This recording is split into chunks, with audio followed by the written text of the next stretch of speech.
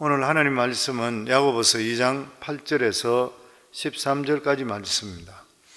너희가 만일 성경에 기록된 대로 내 이웃 사랑하기를 내 몸과 같이 하라 하신 최고의 법을 지키면 잘하는 것이거니와 만일 너희가 사람을 차별하여 대하며 죄를 짓는 것이니 율법이 너희를 범법자로 정죄하리라. 누구든지 온 율법을 지키다가 그 하나를 범하면 모두 범한 자가 되나니 간음하지 말라 하시니가 또한 살인하지 말라 하셨은즉 내가 비록 간음하지 아니하여도 살인하면 율법을 범한 자가 되느니라. 너희는 자유의 율법대로 심판받을 자처럼 말도 하고 행하기도 하라. 긍휼을 행하지 아니하는 자에게는 긍휼 없는 심판이 있으리라. 긍휼은 심판을 이기고 자랑하느니라. 아멘. 야고보서를 쓰게 된 배경에 대해서 지난번에 말씀드렸습니다. 초대교회 성도들이 엄청난 그러한 환난과 핍박을 받고 있을 때에 교인들이 이렇게 어떤 시험을 받고 이런 것들은 하나님께서 믿음을 다하기 위해서라 그렇게 말씀했습니다. 그러면서 1장에 보면 사도 바울은 고난당하는 성도들에게 속지 말라 그렇게 말씀했습니다. 내 사랑하는 형제들아 속지 말라. 세상의 어려움이 왔을 때 사람들은 하나님의 사랑에 대해서 의심할 때가 있습니다. 이럴 때 의심에 대한 불신앙에 빠지지 마라. 속지 말라. 우리는 평소 하나님을 믿으면서 막상 자기에게 어려움이 생길 때 왜 나에게 이런 어려움이 생기는 것인가? 하나님을 원망할 때도 있고 또 뿐만 아니라 하나님께서 나를 사랑하시지 않는다 이렇게 생각하는 그러한 경우들이 있습니다. 그러나 믿음을 가지고 믿음대로 살려고 애를 썼는데도 불구하고 내 삶 속에 시험이 오는 그러한 일들은 하나님께 주시는 그러한 우리 삶 속에 유익되게 하시는 그러한 시련인 것입니다. 하나님께서 나를 낮추시고 나에게 더 귀한 믿음을 주시기 위해서 고난의 광야에다가 밀어넣는 것이죠. 우리가 평탄하면 믿음을 더 가지기가 정말 평탄한 가운데 믿음을 더 가진다는 것은 거의 불가능한 일이죠. 우리는 몸이 편해지면 마음도 편해지고 그리고 영적으로도 나태해져 버립니다. 그래서 하나님이 계신지 안 계신지 모르는 그러한 상태에 살 때가 참 많이 있습니다. 그러다가 우리 삶 속에 정말 시련이 오고 어려움이 오게 됐을 때 그때는 하나님께 돌아오는 것이죠. 그러면서 하나님 어떻게 이런 일이 생겼습니까? 이렇게 우리가 믿는 자들은 묻기는 당연히 물어볼 수 있겠지만 그 가운데서 하나님께서 우리들에게 주시는 것이 뭐냐면 인내를 주십니다. 그래서 어려움이 생길 때 하나님께서 우리 자신들에게 낮추시기 위해서 나에게 더 귀한 믿음을 주시기 위해서 광야에 밀어넣는 그런 이유가 뭐냐면 인내를 배우게 하기 위해서요. 그래서 1장 12절에 보면 시험을 찾는 자는 복이 있도다. 이것에 옳다 인정함을 받은 후에 주께서 자기를 사랑하는 자들에게 약속하신 생명의 면류관을 얻을 것임이라. 인내해라. 시험을 찾는 자가 복이 있다. 이것에 옳다 인정함을 받은 후에 이 인내가 지나간 후에 주께서 자기를 사랑하는 자들에게 약속하신 생명의 면류관, 하나님께 예배하신 귀한 은혜를 베풀어 주신다 그렇게 말씀하고 있습니다. 가난에도 두 가지 가난이 있습니다. 하나는 믿음으로 가난한 것이죠. 실제로 이 사람이 신앙이 없었더라면 더 잘 살 수 있는데 세상적으로 더 잘 살 수 있는데도 불구하고 믿음 때문에 가난해지는 것이에요. 말씀대로 살다 보니까 가난해지는 그러한 경우들이 생깁니다. 그런데 하나님 때문에 믿음 때문에 손해를 택하게 될 때 하나님께서는 반드시 우리가 손해받는 것 30배, 60배, 100배로 하나님께 돌려주시는데 물론 나중에 우리가 필요한 일용할 양식을 주시겠지만 일용할 양식을 우리가 필요한 물질을 늦게 준다 한다 하더라도 내 마음속에 귀한 평안과 살아가는 삶 속에 누가 뺏어갈 수 있는 놀라운 평안과 그리고 또한 행복을 우리에게 허락해 주시는 것이에요. 그리고 또 다른 가난이 있습니다. 이것은 욕심 때문에 살다가 사기당하든지 무리한 투자해서 망해버리는 것입니다. 대부분의 사람들이 고난을 당하는 것이 보면 후자인 그러한 경우가 대부분입니다. 그러면서도 불구하고 하나님을 원망하는 그러한 경우들이 많이 있습니다. 시험도 외부적으로 오는 시험이 있고 또 하나는 죄에 대한 유혹이 있습니다. 외부적으로 오는 핍박과 시험은 하나님께서 우리들에게 연단하고 그리고 단련시키고 인내하기 위해서 오는 그러한 경우들이 많습니다. 근데 내적으로 오는 그러한 유혹, 음란, 간음, 살인 이런 것들은 사탄이 하는 일인 것이죠. 그래서 야고보 1장 13절에 보면 사람이 시험을 받을 때에 내가 하나님께 시험을 받는다 하지 말지니 하나님은 악에게 시험을 받지도 아니하시고 친히 아무도 시험하지 아니하시느니라. 사람이 시험을 받을 때, 여기에 시험이라는 원어에 페이라조마이라는 말인데 이것은 뭐냐면 죄를 짓도록 충동하는 것, 유혹하는 것, 이 말인 것이죠. 우리 믿음의 사람이라 해서 완벽한 게 아니지 않습니까? 우리 모두 다가 죄의 불씨를 다 가지고 있습니다. 죽을 때까지 이 씨앗은 우리에게 없어지지 않는 것이, 왜냐하면 육신을 입고 있기 때문인 것이에요. 육신의 몸을 입고 있는 이상 우리는 이 세상 죄에 대해서 나는 안전하다 할 수 있는 사람이 아무도 없는 것이에요. 누구든지 간에 죄를 지을 가능성이 다 있습니다. 그런데 이런 유혹에 걸려서 죄를 짓게 되게 되면 한순간에 존귀와 영광과 능력이 날아가 버립니다. 목회자한테도 가장 많이 요구하는 것이 뭐냐면 성적인 순결함이죠. 목회자는 그것으로 잘못되어 버리면 끝나버리는 것입니다. 각 어떤 사람들에게 지위에 따라서 요구하는 것이 틀린답니다. 어떤 데는 돈인 것이죠. 재물인 것입니다. 이런 데 잘못 걸려 들어가 버리면 망하는 것이고 사람들이 용납을 안 하는 것이에요. 다 틀리는 것입니다. 그런데 이러한 유혹이 오는 이러한 시험은 하나님께 주시는 시험이 아니라는 것이에요. 대부분이 다가 탐심이고 욕심이라고 하는 것입니다. 그래서 야고보서 1장 15절에 보면 욕심이 잉태한 즉 죄를 낳고 죄가 장성한 즉 사망을 낳느니라. 죄는 눈에 보이지 않는 욕심에서부터 시작되는 것이라. 욕심 많은 사람은 불행합니다. 욕심 많은 사람은 불행해질 수밖에 없는 것이에요. 그리고 욕심을 빨리 포기하지 않고 그대로 두게 될 때는 반드시 죄를 짓게 되고 파멸하게 되어 있습니다. 그리고 무엇보다도 사람은 죄를 짓게 될 때는 양심이 있기 때문에 떳떳하지 못합니다. 사람들 앞에서. 그리고 죄를 짓게 되면 비굴해지게 되어 있고 그리고 결국 망하는 것이에요. 이러한 죄를 끊을 수 있는 유일한 길이 뭐냐면은 말씀과 기도를 통한 성령 충만입니다. 하나님의 성령의 능력이 우리 속에 충만할수록 죄하고 멀어지게 되어 있습니다. 그리고 세상에 주는 것이 없다 하더라도 내 마음속에 기쁨이 충만하게 되어 있는 것이에요. 우리 예수 믿는 사람은 끊임없이 말씀과 기도를 통해서 우리 자신의 성령의 충만함을 채우셔야 돼요. 우리가 성령으로 채우면 채울수록 성령께서 우리를 통치해 주시기 때문에 내 의지와 상관없이 주님께 이끄는 대로 가기 때문에 항상 기쁨이 그 장소에 기다리고 있는 것이요. 내 의지대로 살면 반드시 후회하게 되어 있는 것입니다. 그러면서 2장 서두에 보면은 교회에 오는 목적에 대해서 우리에게 말씀합니다. 2장 1절에 보면 내 형제들아 영광의 주 곧 우리 주 예수 그리스도를 믿는 믿음을 너희가 받았으나 사람을 외모로 취하지 말라. 교회 나오는 것은 예수 믿기 때문에 모이는 것이지만 실제로는 주님의 영광 때문에 우리 모두 다 모이는 것이에요. 교회에 와서 사람을 만나기 전에 주님부터 먼저 만날 수가 있어야 되는 것입니다. 사람들이 교회에 오는 이유가 어디 있습니까? 세상에 채워주지 않는 것을 체험받기 위해서요. 더더욱이나 우리가 영적으로 새로 거듭난 사람은 자기가 영적으로 충만함을 받지 못하게 되면 기쁨이 없습니다. 내 마음속에 기쁨이 올 수가 없는 것이에요. 아무리 좋은 말로 잘해준다 하더라도 내 영혼이 충만하지 못하면 교회에서 기쁨이 없습니다.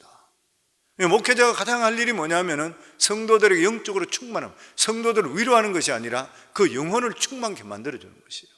교회에서 리더들은 항상 그것을 명심해야 됩니다. 저도 목회하면서 이래 보니까 우리 새가족, 옛날에 새가족들 오시고 이러면 막 선물부터 해서 보따리 그리고 음식도 특별한 음식 만들어주고 막 그랬습니다. 일반 성도들은 그냥 국하고 밥하고 한 것인데 온 반찬하고 막 이렇게 다 해줬어요. 근데 가만히 보니까 아무리 먹이더라도 육적으로 아무리 잘 먹이더라도 교회에서 영적으로 충만하게 먹여주지 못한 그 사람 교회에 못 쓰대야 합니다. 웨이스트 머니 된 것이죠. 친절해야 되죠. 우리 먹는 거 똑같이 주고, 그래서 제가 그래 이야기, 우리 먹는 거 똑같이 들어라 오시는 분. 그리고 새가족 환영팀이든지 성도들 여기 있으면 그분들은 그냥 친절하기만 하면 돼요. 나머지 일은 성령께서 하시고, 나머지 일은 목회자가 말씀 바로 전하고, 그리고 나서 그분이 영적으로 채워주면 되는 거예요. 그러니까 영혼이 갈급한 사람들에게는 영적으로 체험을 받을 수 있어야 되는 것이에요. 그러고 나서 두 번째가, 교회가 세상과 다른 것은 뭐냐면은 사랑을 실천하는 것이다. 우리 8절에서 9절입니다. 우리 같이 읽겠습니다. 너희가 만일 경에 기록된 대로 내 이웃 사랑하기를 내 몸같이 하라 하신 최고의 법을 지키면 잘하거니와, 만일 너희가 외모로 사람을 취하면 죄를 짓는 것이니 율법이 너희를 범법자로 정하리라. 어느 나라든지 최고의 법이라 그러면 헌법이라 그럽니다. 헌법이죠. 모든 법들이 나중에, 한국에도 헌재가 있지 않습니까? 한국에도 헌재가 있고 이렇지만 정치에 따라서 막 이리 뜯기고 저리 뜯기고 누더기식으로 막 이렇게 변화되는 그런 게 있지만, 원칙으로 따질 때는 헌법이 최고잖아요. 그 이상 더 할 수가 없습니다. 이 나라의 최고법이 헌법이라 그러면, 성경에서 말씀하는 우리에게 주시는 최고 계명이 뭐냐면 내 이웃을 내 마음같이 사랑하라, 그것입니다. 만약에 교회에서 그렇게 하지 않으면 성경에서 우리에게 말씀하시기를 그 사람들은 범법자라, 죄를 짓는 자라. 야고보 사도는 교인들이 금만 보고 차별하는 것은 간음하는 것이나 살인하는 것과 똑같이 율법을 범하는 것이라 그렇게 말씀합니다. 아무리 다른 것을 잘한다 하더라도 교회에서 부자와 가난한 자를 차별하게 되면 죄를 짓는 것이라. 우리가 아무리 선교를 많이 하고 구제를 많이 하고 그렇다 한다 하더라도 만약에 사람을 차별하게 되면 하나님 절대 기뻐하지 않는 것이에요. 왜냐하면 하나님 말씀을 어기기 때문인 것입니다. 우리가 보통 교회를 평가할 때 교인 수로 평가합니다. 교회 건물로 평가하는 그런 경우들이 많이 있습니다.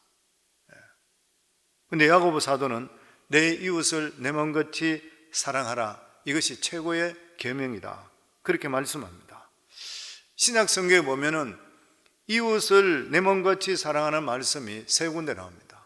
그 첫 번째가 예수님께서 남에게 대접을 받고자 한 대로 너희도 남을 대접하라, 그렇게 말씀합니다.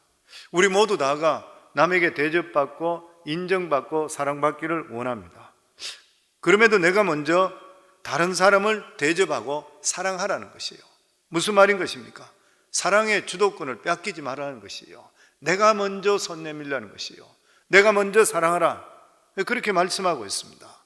그리고 두 번째가 사도 바울이 이 부부 관계에 대해서 남편이 아내 사랑하기를 제 몸같이 하라, 그렇게 말씀했습니다.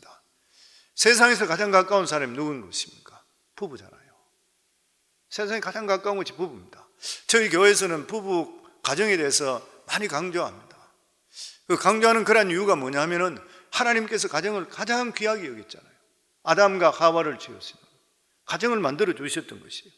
가정이 건강해야지 교회도 건강해지고 사회도 건강해집니다. 그런데 그 건강에 가장 중요한 것이 뭐냐면은 남편이 아내 사랑하기를 제 몸같이 하라.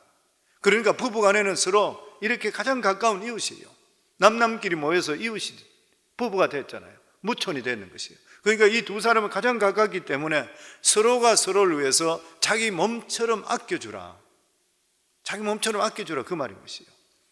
남편은 아내를 위해서 자기 생명을 주는 사랑을 해야 되는 것이고, 그리고 부부간에 서로 정말 사랑해야 되는 거예요. 그리고 아껴줄 수가 있어야 되는 것이에요.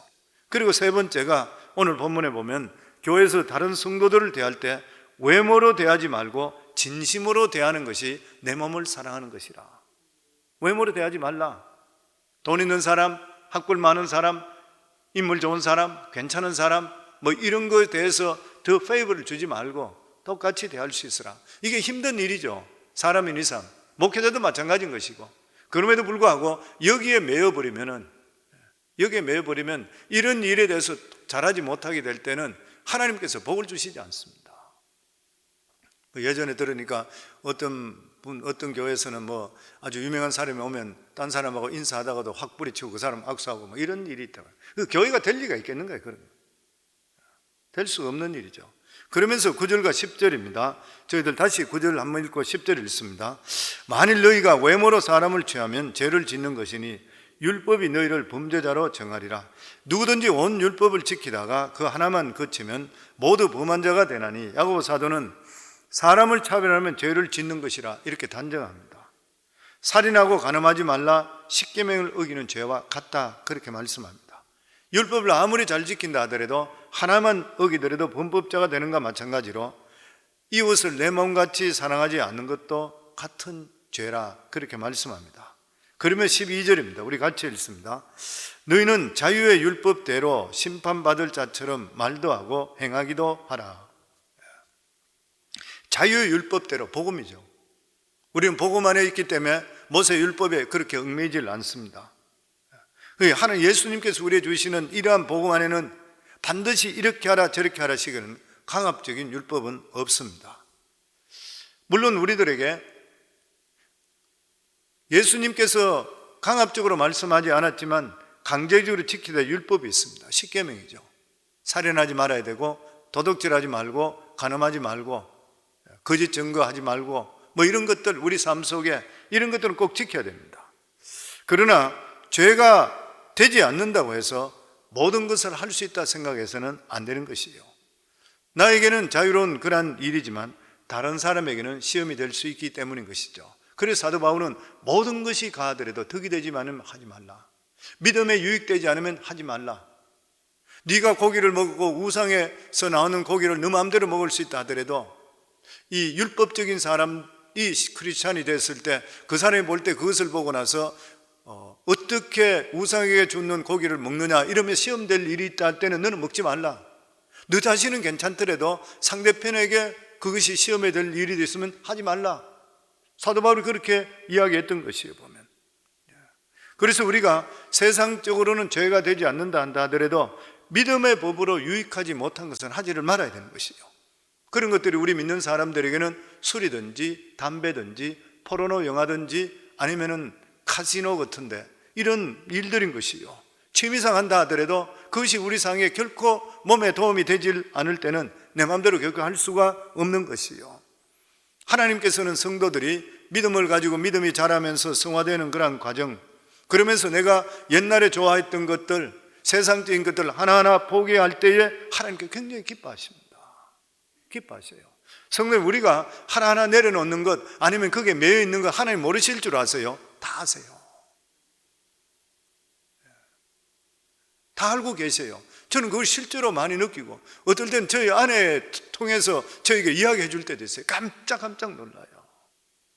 깜짝 놀라요. 어떻게 이걸 알고 계실까 할 정도로 하나님 이야기하셔요. 그러니까 하나님께서는 모든 것을 다 알고 계셔요. 예수님께서는 수고하고 무거운 짐진 자들아 다 내게로 오라. 내 멍에는 쉽고 내 짐은 가벼움이라. 모든 것을 주님께 가져오라. 내 멍에는 쉽고 내 짐은 가볍다. 주님께서 내게 오는 자는 모든 멍에를 벗어버리고 자기 마음대로 살아라 이렇게 말씀한 것은 아닌 것이에요.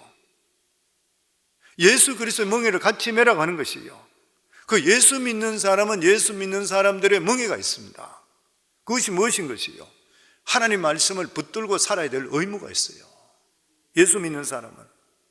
그리고 하나님의 백성은 바로 용서해주고 그리고 사랑의 짐을 같이 져줄 수가 있어야 되는 것이에요. 우리는 다른 사람의 잘못을 용서해 줘야 될 책임을 가지고 있습니다. 이것은 내 감정으로 동의하든 하지 않든 간에 상관이 없습니다. 왜냐하면 주님께서 상대편의 잘못을 70번에 7번까지도 용서하라 그렇게 말씀했습니다. 우리가 이 사랑의 계명을 거부하게 될 때는 내 마음속에 평강이 없어요. 남을 용서하지 못하면 내 마음속에 평강이 없습니다. 불안과 어떤 두려움이 우리 속에 있게 되는 것이죠. 다른 사람을 사랑하는 사람은 불안해할 필요가 없는 것이에요. 왜 그렇습니까? 우리 모두 다가 하나님 앞에서 용서받은 그러한 자들인 것입니다. 다시 말하면 주고 마땅할 그러한 우리 인생인 것이에요. 그럼에도 불구하고 하나님 은혜 속에 지금 살고 있는 것이죠. 하나님께서는 우리가 삶 속에 남을 미워하고 이런 거로 얽매여 살기를 원하고 계시지를 않습니다. 또 뿐만 아니라 욕심에 얽매여서 우리 인생을 허비하면서 엉뚱한데 스펜드하기를 하나님께서 원하고 있지를 않는 것이요. 하나님께서 우리 한 사람 한 사람 정말 천사와 같이 종기롭게 살기를 하나님께서 원하고 계시는 것입니다. 하나님께서는 우리 여생에 가장 중요한 계명을 주었습니다. 그것이 무엇입니까? 내 이웃을 사랑하라. 다른 말로 이야기하면 남을 위해서 너의 인생을 그들을 위해서 살아보라. 남을 위한 삶을 살아보라. 남을 잘되고 해주라. 남을 이렇게 세워주라 그 말이잖아요. 그냥 수동적으로만 그냥 미워하는데 이 정도가 아니라 그 사람을 위해서 적극적으로 나서서 도와주라. 손을 내밀어 주라. 그런 말인 것이에요. 여기 보면 사람을 그래서 교회 안에서든지 아니면 사회생활을 살면서 사람에 대해서 take advantage 한다고 생각하지 말고 항상 저 사람에 대해서 내가 무엇을 도와줄 수 있을까? 아니면 저 사람을 위해서 내가 무엇을 해줄까? 이걸 생각하시면 돼요. 그럼 복은 하나님이 주시게 되어 있습니다. 그리고 우리 삶이 기쁨이 넘치게 되어 있고 마음이 편안하게 되어 있고 사람들에게 인정받고 존경은 자연적으로 오게 되어 있는 것이요. 하나님께서 우리 각자에게 다 믿는 자들에게 각자 다른 달란트를 다 주셨습니다. 그런데 언젠가는 이 주시는 달란트에 대해서 하나님 앞에 서게 될 때에 회개하게 되어 있습니다. 계산하게 되어 있는 것이죠. 하나님께서 최종 때 어떻게 심판하십니까? 하나님은 우리가 네 이웃을 얼마나 사랑했느냐, 다른 사람 행복을 위해서 나 자신을 얼마나 희생했느냐, 이것을 두고 판단하시는 것이에요. 그렇기 때문에 우리 살아가는 삶의 목표를 바꿔야 되는 것이에요.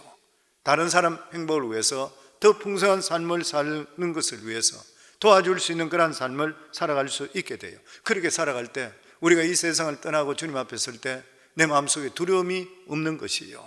그래서 마지막 절에 13절에 보면 긍휼을 행하지 아니하는 자는 긍휼 없는 심판이 있으리라. 긍휼은 심판을 이기고 자랑하느니라. 사람들에게 긍휼과 자비를 베풀어라. 하나님께서는 우리가 다른 사람에 대하는 태도를 보시고 우리에게 똑같이 하신다 그렇게 말씀합니다. 내가 다른 사람에게 많은 긍휼을 베풀었더라면 하나님께서도 많은 긍휼을 베푸실 것이라. 이 긍휼이라는 것은 다른 사람을 불쌍히 여기고 용서하고 도와주는 것이요. 다른 사람에게 긍휼을 많이 베푼 자는 최후의 심판에 두려워하지를 않는 것입니다. 우리가 예수 믿으면 구원을 얻기 때문에 심판이 없다 이렇게 생각합니다. 근데 야고보 사도는 우리도 심판을 받는다 그랬어요. 근데 이 심판이 어떤 심판이냐면 천국 가느냐 지옥 가느냐가 아니라 우리가 이 세상에 살면서 얼마나 믿음으로 살았는지 주님께서 판단하신다는 거예요. 사랑을 주는 삶, 용서하는 삶, 긍휼을 베푸는 삶, 남들을 사람들에게 도와줄 수 있는 그러한 삶, 항상 베풀 수 있는 그러한 삶, 이러한 삶을 살게 되는 사람은 교회에서 사람이 누가 오더라도 부자나 가난한 자에 대해 차별을 둘 수가 없을 것입니다. 사랑하는 성도님들, 하나님이 주시는 이러한 귀한 말씀을 우리 마음판에 새겨서 하나님께서 축복할 수 있는 그런 축복의 그릇이 다 될 수 있기를 주 이름으로 축원합니다.